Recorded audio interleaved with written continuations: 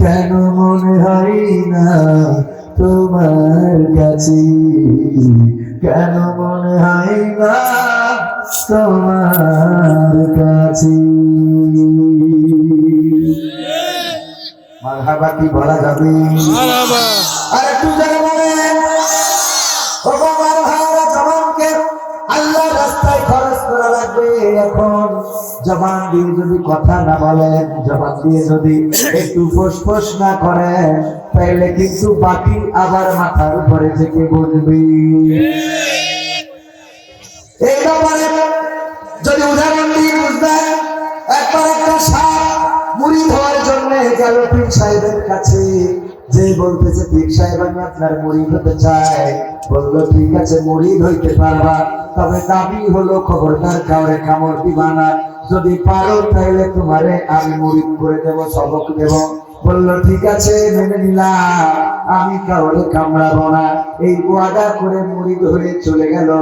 পীর সাহেব ওসিয়ত করে দিল যে তুমি সকালে, দুপুরে, বিকালে বা সন্ধ্যায় জিকির করবা। সাপ ক্ষেতের আইলের পরে শুয়ে, সরিষার ক্ষেতের আইলের পরে শুয়ে জিকির করে। আপনার আমাদের আবু জাফর ভাই ঘাস কাটার জন্য গিয়েছে মাঠে। ঘাস কাটতে গেছে কিন্তু রশি নিয়ে যায় নাই।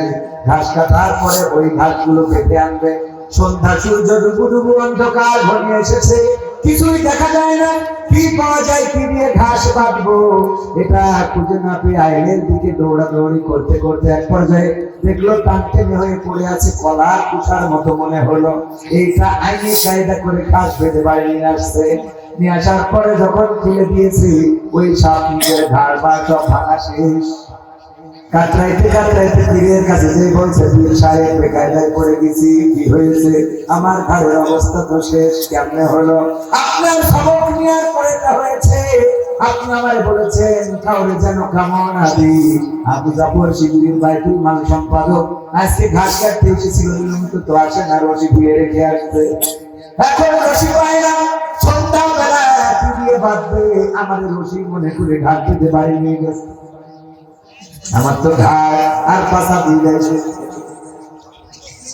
বললো দেখো, আমার দিলা কারণটা কি কইল? আপনি তো বলেছেন কাউরে কামড় দিবা না। আজকে যদি আমি কামড়টা দিতাম, তাইলে তো আবু জাফরের ক্ষমতা ছিল না আমার এমন করে রশি বানায় ঘাট বেঁধে নিয়ে যায়। পীর সাহেব বলল, তোমার কামড়াতে নিষেধ করেছি, কিন্তু তোমার ফোঁস করতে তো নিষেধ করি নাই। একটু যদি ফোঁস করতে, তাইলে দেখতে আবু জাফর মাঠ থেকে দৌড় দিয়েছে, নিজের কাপড়ের খবরও ঠিক থাকতো না। ঠিক আছে, এই জন্য মাঝে মাঝে ফোঁস করার দরকার আছে না নাই?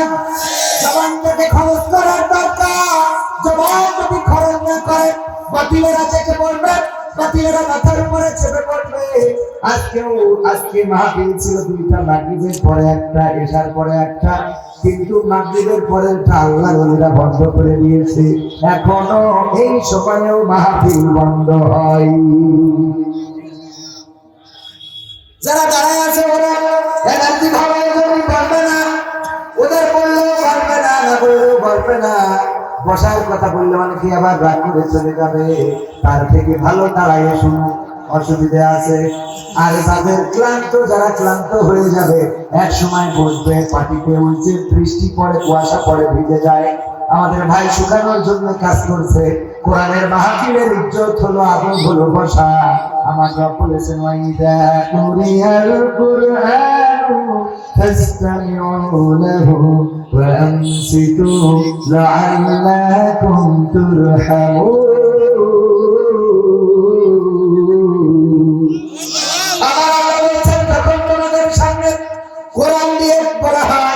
যখন তোমাদের সামনে কোরআন থেকে বলা হয়, যখন তোমাদের সামনে কোরআন জানানো হয়, তখন তোমরা চুপ থাকবে এবং হৃদয়ের কান দিয়ে শুনবে, যাতে করে তোমাদের উপরে আল্লাহর রহমত বর্ষণ হতে পারে। আল্লাহর রহমত আমাদের দরকার আছে না নাই? আল্লাহর রহমত দরকার।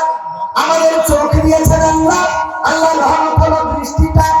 আল্লাহ চোখ দিয়েছেন, কিন্তু দৃষ্টি যদি না দিতেন, চোখ আছে দেখা যায় না এমন মানুষ আছে না নাই? চোখ ঠিকই আছে কিন্তু দেখতে পায় না, কান আছে কিন্তু শুনতে পায় না, এরকম আছে না নাই? জিহ্বা আছে কিন্তু স্বাদ পায় না, শরীর আছে কিন্তু চলে না, পা আছে কিন্তু হাঁটতে পারে না, হাত আছে কিন্তু ধরতে পারে না। এইগুলোর জন্য আল্লাহর রহমতের দরকার আছে না নাই? আল্লাহর রহমত আছে বলে কথা বলতে পারি। আল্লাহ যদি রহমত না করতেন, অনেকের সুন্দর সুন্দর সুন্দর মানুষ। কয়েকদিন আগে সিরাজগঞ্জে যাচ্ছি মাহফিলে, পথ চিনতে পারছেন, একজনকে জিজ্ঞাসা করলাম, ভাই এই রাস্তা কি অমুক জায়গায় গেল, এই রাস্তা দিয়ে কি ওই জায়গায় যাওয়া যাবে? আরেকজনে দেখতে পারে, মানে আমি কি বলেছি ও বলে নাই, আর ও বুঝেছে আমি এর বুঝে, এই জন্য আরেকজনে দেখে দিচ্ছে। সত্য করে বলবো, যে পাশে বলবো মানে উর্দু কি জিজ্ঞেস করে লিখবো। জবানটা দিয়েছেন কে? আল্লাহ এই জবান দিয়েছেন, এটা আল্লাহর রহমত। সব আছে, জিহ্বা আছে, চোখ আছে, কান আছে, নাক আছে, হাত আছে, শরীর ভিতরে যা কিছু দরকার, কিডনি ফুসফুসে সব আছে, হৃদয় আছে, কলিজা আছে। কিন্তু ভাইরা আমার জবানটা যদি না দেয়,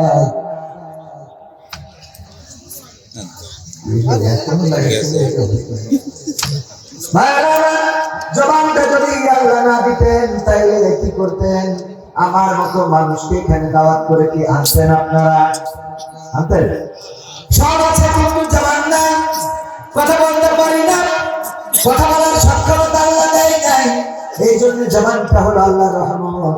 আমার যুবকেরা যারা চুলের মুক্তা কাটিয়ে দাও, এই চুলটাও দিয়েছেন কি? কথা পায় না।